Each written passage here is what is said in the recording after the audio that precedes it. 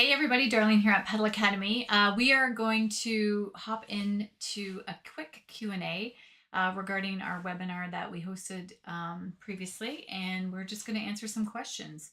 So we do have a live Zoom going. We're going to see if we've got anyone that's going to pop on the call, and we'll hopefully address their questions.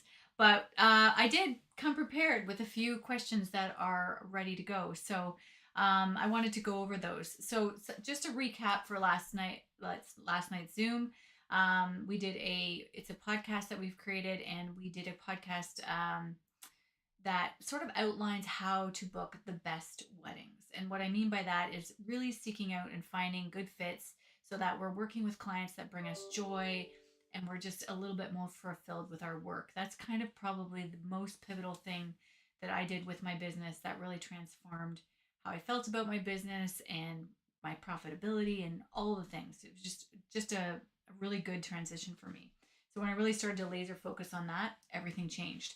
So some of the tips that we talked about last night, just to recap, were the five suggestions that are our biggest sort of points with that is defining your ideal client, right? You want to work with your ideal clients.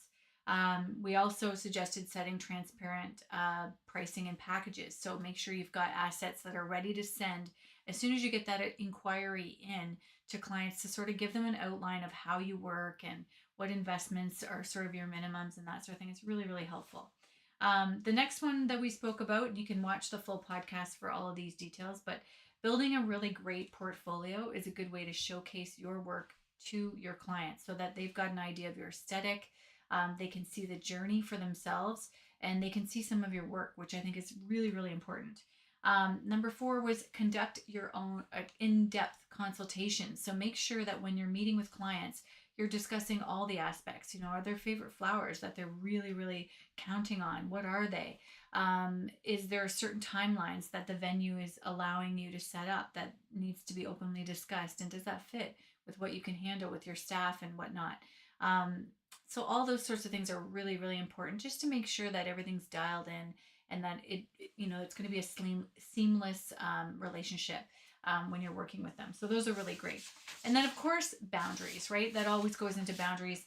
That's our last big point, is really setting up for success. Have a contract, refer to that contract, read it over with your clients, talk about payment terms, talk about the process of booking, how often you're having consultations and meetings, how many edits they get to your quotes, things like that are really, really helpful. And then, of course, your boundaries. So, when are you communicating with them? Is this something when they send you an email? Are you answering right away? Or do you have hours where you're going to be addressing those types of things on a weekly basis? Let them know what that is. Be really transparent with all that information. I find people are really respectful of you when you kind of let them know how you want to be treated. Then people really do kind of come up to that level. And if they don't, hey, maybe they're not a great fit. But some of the questions that we sort of prepared for tonight that may be questions that you have are things like, what kind of red flags would you get from working with a client? So, or doing initial consultation with a client. What would some of the red flags be? And some of the things you want to look out for that could maybe sort of give you that gut feeling that's not a good fit is if a client comes in and they're very vague with their ideas, or their ideas seem really scattered. People that refuse to talk about budget are kind of difficult, I find, to work with. And then sometimes it's a good indication if maybe they're not a great client if they're talking negatively about other vendors. Maybe they've got quotes from other vendors and they're sort of complaining about the prices, or they're complaining about how the experience was. Maybe that's somebody that you don't want to start to work with. Maybe that long term, that's just maybe not going to work out. So that's one of the major questions that we thought might be helpful for you to kind of investigate. Another question we thought you may have is, how can I tell if a client respects my time and my creative process? What are some good indications that they are really in it for me and not just a designer that's going to fulfill their every need? How do I know that they respect me as an artist, as a floral designer? So right away I would always ask them, how did you come to meet me? Like, how did you discover me? That's always a great question to ask. And then if they're showing up on time and they're prepared, right? There's nothing worse than booking a consultation and setting up your studio and getting everything ready to go to have a meeting with a client, to have them not show up, or better yet, be late, right? And then really rush through it or just unfocused. That sort of gives you a feeling that maybe they're just not realizing um, the kind of work that you do, or taking your work seriously or something like that. So that can be a really bad feeling. So things like that might not be a great fit. Other things that we thought was a great question from our webinar last night was, what kind of questions can they uncover if they've worked with a florist before? And so it is a great question. It's a great question to ask, because yeah, how often has this person or this client, have they ever worked with a florist before? You know what? Just come right out and ask them that. Hey, have you ever worked with a florist before, and what was your experience like?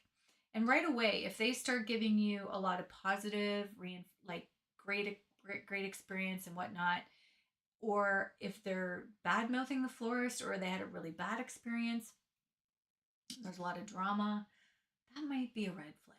That might be something you want to steer clear of. So just be really, really kind of able to ask that question. I think it's a fair question, because some people will really, if they've worked with a florist before, maybe um, with couples, it can be hard because they're young and maybe they haven't had a lot of experience with working with florists, but maybe they've had a parent's anniversary, or they ordered flowers for a friend's birthday party. So it can be that simple, right? And just kind of get a feeling on how that whole transaction went with them, and that'll give you a good indication on how willing they are to sort of understand what ideas you can bring to the table, and just provide a little bit more of transparency on how they feel about working with a florist. Next question we thought was, how do I spot when a couple is shopping around for quotes or looking for DIY inspiration? And that is a really good one too. I know when we started in the industry, there was a lot of times when I wasn't honing in and focusing, and I wasn't doing my onboarding process, that I would take on a lot of consultations. And sometimes I did get the feeling that they were shopping around for prices, and kind of makes you feel really sort of used and abused, right? Because you're just sitting there and you're like, they're just looking for a price, or they're just trying to pick my brain for some ideas. It just kind of makes you feel really undervalued. So one of the things that can sort of give that away is if they come in and they're like hyper focused about price, or they want you to provide them with a list of the exact flower recipes that you're going to use. That can be a really good indicator that maybe they're just kind of comparing quotes, or they're actually thinking about creating their own flowers, um, and they're sort of trying to see what you would suggest. So that could be a really good indication. If you're just new in the industry, is there anything wrong with that? No, try not to take it personally, right?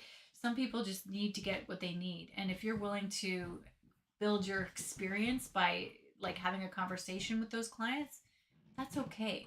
So try to remember that if you're new and starting out, um, if any of these have crossed your path and you're like, oh, I should have known better. You know what? Sometimes we don't know better, right? Sometimes we just have to do the best with what we've got. But this will kind of give you a little bit of insight on, sometimes what a really good indicator is, if in your gut it doesn't feel right, then it's probably not right. So sometimes just go with your gut. But overall, hopefully these little tips will help you out.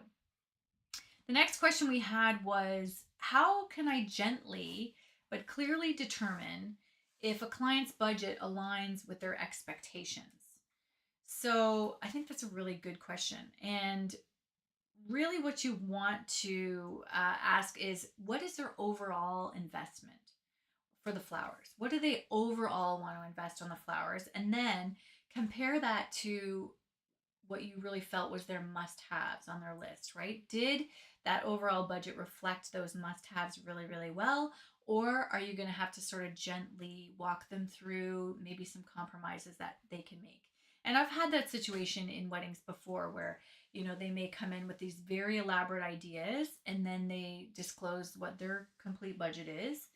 And sometimes this is where I used to say, this is where we get to be creative as designers, right? And maybe it's something simple where you're able to take some of the aisle flowers and reuse them on some of the tables, or perhaps on their head table or a lounge area. Maybe that's a way you can get creative. Maybe it's a way that you can reuse some of the ceremony flowers, the arch flowers, perhaps on the head table or somewhere else in the room. That's really going to give that elaborate sort of luxe flower filled feeling in the reception hall without doubling the cost. So there's things like that. So that's where you can get to be creative. But are they reasonable at the end of the day? Are they willing to understand that they have to make compromises? When you mention the word compromise and their face kind of clams up, that might be a really good indication that this client might be a little bit difficult to work with. So make sure that you are sort of tuning into that a little bit. And you're a little bit hyper aware that, you really want them to be open to your suggestions. If they, if their budget is a little bit lower investment that it needs to be hitting those, that aesthetic that they want, are they open to those suggestions? Are they open to change? Are they open to compromise, right? Those are really important things to tune in on. What do you do if you've got a client that comes to you and says, I don't have any vendors booked yet? You're the first person I'm talking to. Does that raise any red flags? Should it raise any red flags? Not necessarily. So sometimes, you may have a client, and I think I had a few clients that actually had gone to a friend's wedding that we had executed with the flowers. And then they really liked our work. So they came in right away to speak to us right after they got engaged. That's great. That's a great situation. Sometimes you have to ask them who they're considering. That's probably a good way to sort of narrow in on the fit. So if they haven't booked anyone else, who are they going to use? Where is their wedding going to be held? And why are they coming to you first, right? Maybe they're just kind of trying to get prices to sort of put together an overall budget at this point. Maybe that's not an in-person consultation either, right?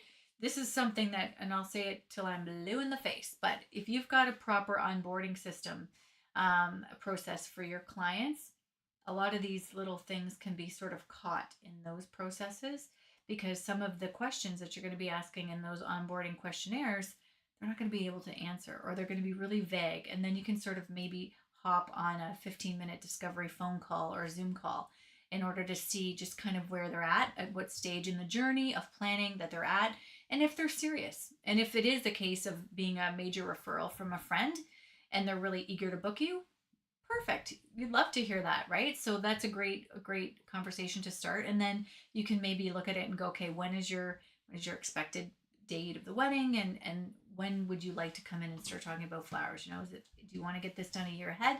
Is it 6 months? Is it whatever? Have the conversation. It's really great. So another question that we thought was a good one was, how do you know if an ideal client is a good client? Even so if the budget is good, how do you know if they're not a good client? So budget's looking good, everything is good in that department, but what would give you a red flag that would mean, hey, maybe this is not the type of wedding that I want to take on? And over the years I've had this happen. So sometimes the most probably obvious one is the aesthetic.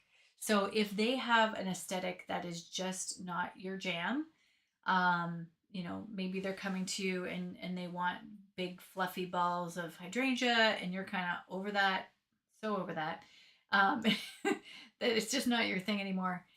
And you don't want to participate. Maybe it's not going to make you feel good. It's not going to get your creativity at its best use. And if they're really unorganized, maybe that could be another one. Sometimes, even though their budget might align, they could be asking a lot of questions or not open to compromise. And that can be a really good indication that maybe it's not a good fit. So you can just nicely decline. and say, you know what, this sounds like a really, I love your, your ideas are great, but it's really not what we're doing right now. This is not really the aesthetic for us. Or I've got someone that I can suggest to you that may be a better fit for this style of wedding, right? That might be a good indication. So, um, if your gut, again, back to the gut thing, if your gut says no, probably a good way to just kind of follow through with that. Make sure you're don't say yes. If you're not a hell yeah, I love this saying. If you're not a hell yeah, then you're a hell no, right? So kind of on that board. And believe me, I have had situations before where I didn't pay attention to that and had to go through with the wedding, and it was not pleasant. It was not a pleasant experience. Um, so always make sure that you're really kind of jiving with everything that they want to have done aesthetically, and personalities. All those things are really, really important. Um, got three more questions here we're going to go through. So, what are some of the signs that a bride and groom might micromanage or change their mind repeatedly? Um, Phrases like "I'm super picky" can be a red flag, or "I know it when I see it." That can be also kind of, and I know a lot of people say that in consultations. They do. But that could be one of those situations where you are going to get into sending them a lot of quote revisions or a lot of time doing samples and editing the samples and all those kinds of things. I think the best client for florists, and me particular, the favorite clients that I had were the ones that came in, and I so hope that you guys all get to this point, because I did, and it was just dreamy when I did. But when you have clients coming in that see your work, they've seen photos of it, they got referred by a client that's got similar budgets and aesthetic, and they come to you because they loved what they saw and they just want so badly to work with you. And it's such a wonderful fit when that happens. But if they're really questioning you and questioning why you would do something, or questioning what you're putting in an arrangement, all the things, then do they really trust you as a designer and as an artist? And is this somebody that you really want to work with? Because let's face it, a wedding is not a 5-minute transaction. It is sometimes a couple of years between meeting them initially, doing the quoting, and maybe you're doing some showers and some engagement parties and things like that along the journey as well. And then it's the wedding. And then after the wedding, you've got baby showers, perhaps, or other events that they're having in their lives, anniversaries and things like that. So you want to have you want to set up for success. You want to create a great relationship to have with your clients. I think when you do that, then there is just so much joy that you're going to have from dealing with those clients over the lifespan of that client. So, if you're already seeing that they're really picky and that sort of thing, and this comes down to boundaries again. Sometimes we get in ourselves in situations where it's like, oh, even though it's not really what I want to do, I'm going to say yes. And then you end up doing it, and it turns into a bit of a disaster, a bit of a nightmare, and you're feeling really resentful. And then the next time that client comes in, you've accepted that behavior from them. So it's really hard to shut down that relationship at that point. So try to follow your gut, try to follow these tips that I'm giving you, so that you can best handle that, because it is very, very tricky to sort of navigate a relationship after that point. That's why it's so, so important to make sure that you set up boundaries and that you let people know what sort of situations you're willing to deal with and what you're not willing to deal with. And I think it's really important too, when you're putting together your portfolio, really drive in the message of what kind of aesthetic that you've got in that portfolio, and that is really that you are an artist, and that that this is something that you're gaining experience, and you want to bring your experience to them. You are benefiting them by bringing your years of experience to their beautiful event that they're having.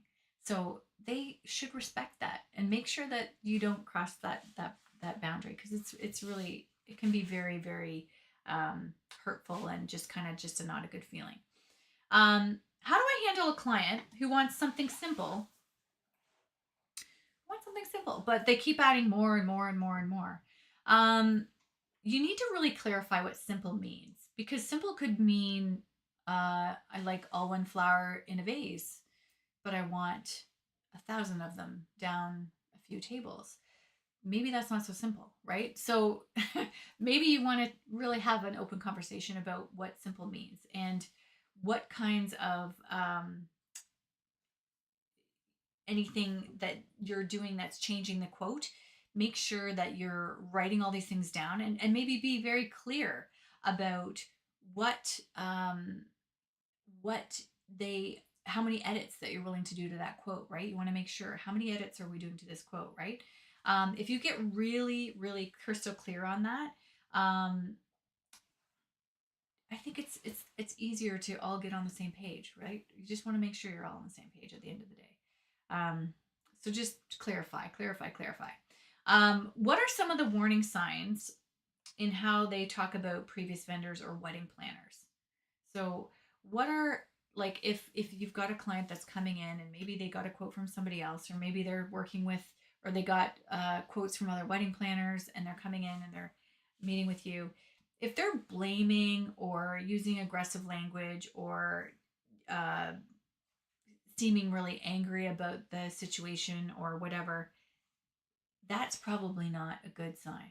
So a lot of these are a little bit repetitive when you're going through them, but that is usually a really not a good situation. You want to have people that are, we're in this world so that we can help lift each other up, not tear each other down. So I think a big thing is, if they're speaking respectfully about the people that they're working with, or even if they got a quote from, say, a photographer and they didn't end up going with them, are they saying, you know what, it just wasn't a good aesthetic for us, or it wasn't a good fit?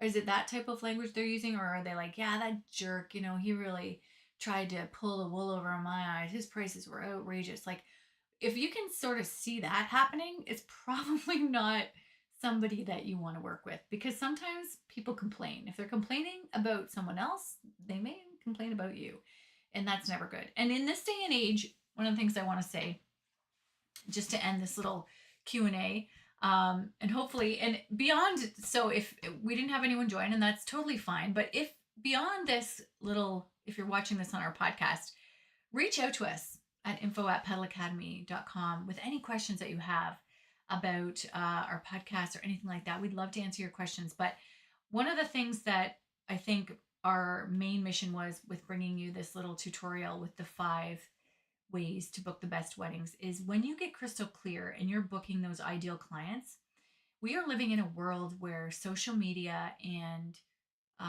Google reviews and all the things can be a real uh, beautiful thing if they're great, but they can really tear you down when they're not. So I think what we want to make sure, and if I can say this, um, really hit it on home at this point, when we are booking and working with clients that come to us because they appreciate our aesthetic, they appreciate our artistic value that we're bringing to the table, and we just have a great relationship with customer service, and everything is just a beautiful fit. When you have those kinds of clients, they are going to speak volumes to you, your brand, and your business, and refer you. And word of mouth is the most powerful, but word of mouth can be on social media and everything nowadays. So when we have those really great connections and those great relationships, when we're working with those ideal clients all the time, it is going to transform your business. So try to always remember that you are doing a great job. You are an amazing florist. You deserve to work with amazing people, and you deserve to have boundaries, and your boundaries deserve to be respected. Try to remember that. I learned that the hard way over my career. And if I can say one thing that changed my business, it was probably that. And it was just, learning to make those commitments to my business and what I wanted to see happen, be professional, show up and give great value and service and great artistic work to my clients. And when I started narrowing in on those types of clients that really valued that in my business, they just spread the word, and more of those people came through the door, and it became a much more joyful experience when I was working with weddings. So that's all I have to say tonight. Thank you so much for tuning into this little presentation that we put together. Again, if you have any questions, follow us, and we are here to help. And have a wonderful evening and wedding season, and be fearless with flowers. Take care, everybody.